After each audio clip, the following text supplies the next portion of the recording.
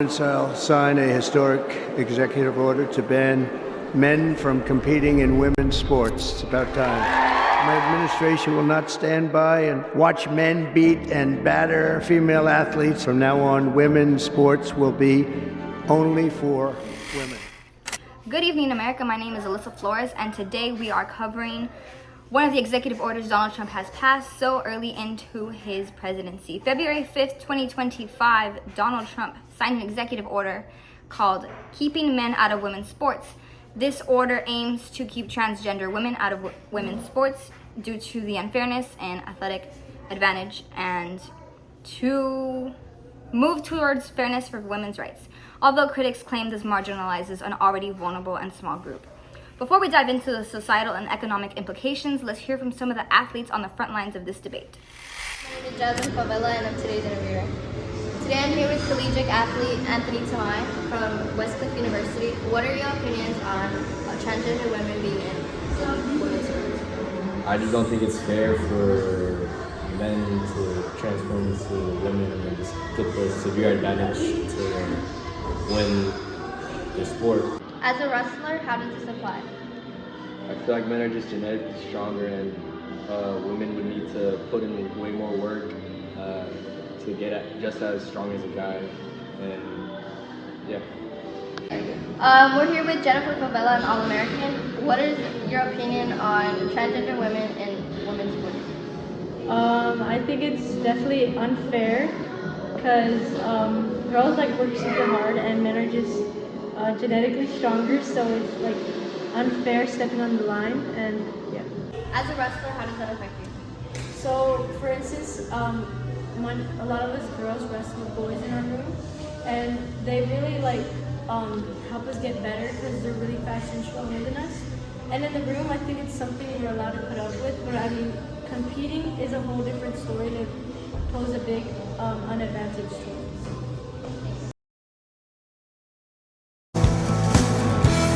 Rapinoe turns well, deflection on the shot and in! Megan Rapinoe will be claiming the goal.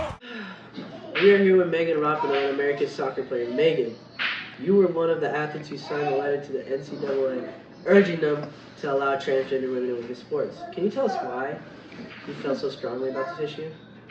These bans against trans athletes, framed as protecting women's sports, don't speak for us, and they do nothing to protect us. They are harmful to the very essence of what sports should be about: fair competition, equality, and inclusion. It's not about taking opportunities away from women, it's about creating a level playing field for all women, regardless of where they come from. Riley Gaines. She is a 12-time All-American swimmer at the University of Kentucky, best known for tying Leah Thomas, who is a biological male, in the NCAA finals. Now she has...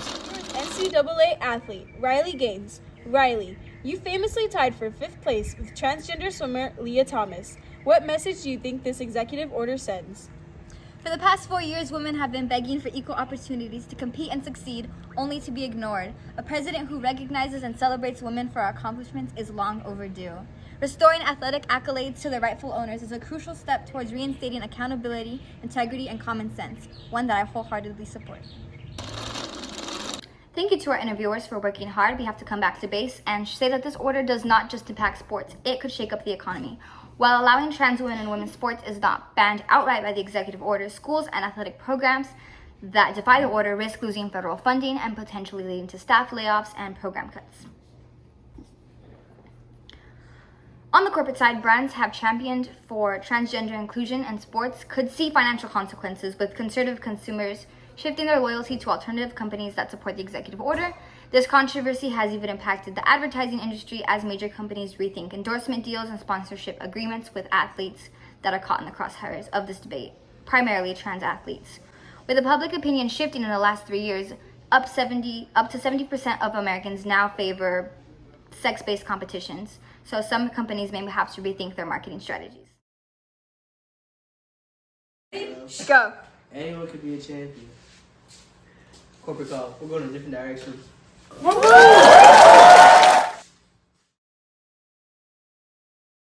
Stand out. Whatever you do, you can't win.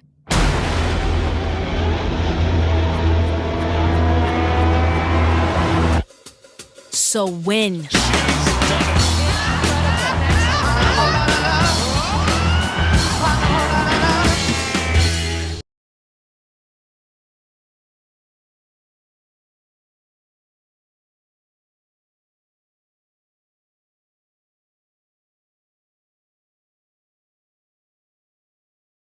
Dear Nike, Dear Nike, why won't you stand up for me? why won't you stand up for me? Why won't you? Why do you claim to support women and girls? Yet when we need you most, You remain silent. Today, males are claiming our identity. our sports, Our spaces. men and boys are stealing opportunities, medals, trophies, and our future. It is not fair or just. This order could even impact international sports. With the 2028 Olympics in LA coming up, the US government is urging the International Olympic Committee to adopt similar rules. Could this change the playing field for trans athletes worldwide? As of now, this order is barring people from coming into America under the pretense of playing in a women's sport if they are trans. At the end of this day, this issue isn't just about sports. It's about fairness, inclusion, and a balance between the two.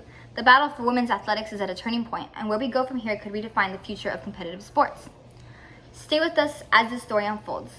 I'm Alyssa Flores. Good night.